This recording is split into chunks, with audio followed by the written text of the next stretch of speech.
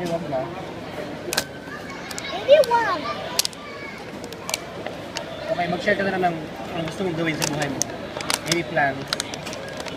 Any plans? Gusto ko maging, pinakamayaman na YouTuber rin sa world.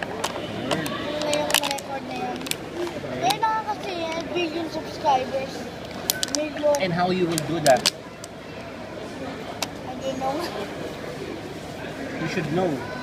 Or maging teacher o maging, librarian. Librarian? Bakit librarian? What? Gusto ko magbasa sa mga Okay. book. Magkakaroon ka sarili mong library. Or magiging chef ako. Yung goma ko yung mama ang favorite live food. Okay, ano pa?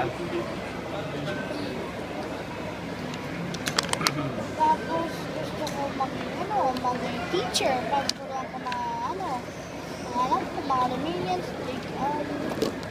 Did you know na halong pala yung Americans nag-occupy sa Philippines? Hindi ko alam. 50 years. Eh, anong ginawa nila sa Pilipinas? Tinulungan nila. Like what? Tinulungan nila ng mga language or anything. Tapos yung pupunta na yung Japanese, i-updation nila yung American at saka sampuk the list of fighting. Tinan na sola, matagal na yun. Parang 1864 pa. Okay. 84 years old na siya. She even took the list of fighting sa Katipuneros sa water. Yung na-figure out na siya ng mga Spaniard, pinunta siya sa Mariana, a group of islands in the Pacific. Tapos? Bumalik na lang siya pag wala na yung mga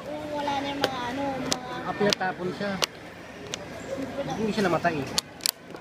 84 years old na nga siya eh. Kamusta na siya ngayon? Ha? Saan na siya ngayon? Patay na siya. 84 years old na nga siya, 1864 eh. And then, That's my story. it's a funny story. It's a history.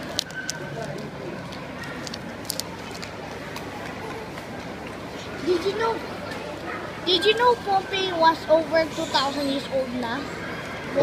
Pompey? More than 2,000 years old. No. Place na yun.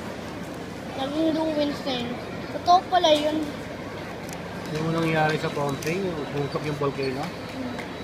Talaga, nasira na yung mga bahay. Eh, ano naman alam mo sa Pilipinas? History ng Pilipinas. No, sabi ko sa'yo, di ba yung story ni Ganda Sara? Yun lang. Eh, about si Magellan. Si Jose Rizal. Si Andres Bonifacio. Si Lapu-Lapu. May nawating ang time for that.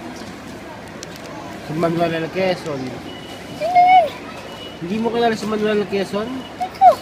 Siya ang president ng Commonwealth natin Commonwealth?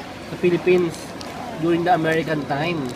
Siya yung nakalagay sa 20 pesos na pera, yung mukha niya nandun. Ayun pala mukha niya. Tapos siya rin nagpagawa ng Quezon City Memorial Circle.